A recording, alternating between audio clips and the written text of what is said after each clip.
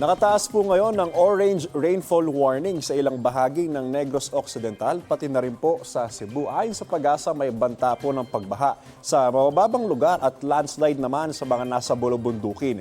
Isinailalim naman sa yellow rainfall warning ang Leyte, ang Southern Leyte, ilang bahagi po ng Cebu, ng Negros Oriental, Negros Occidental at ng Bohol. Posible rin po ang baha at landslide sa mga nasabing lugar. Ang inaasahang ulan sa Visayas ay epekto pa rin po ng shear line. Tatagal po ang mga rainfall warning hanggang alas 9 ngayong umaga. Paalala po, stay safe and stay updated. Ako po si Anjo Pertiara. Know the weather before you go.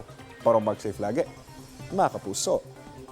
Kapuso, huwag magpapahuli sa latest news and updates. Mag-iuna ka sa balita at mag-subscribe sa YouTube channel ng GMA Integrated News.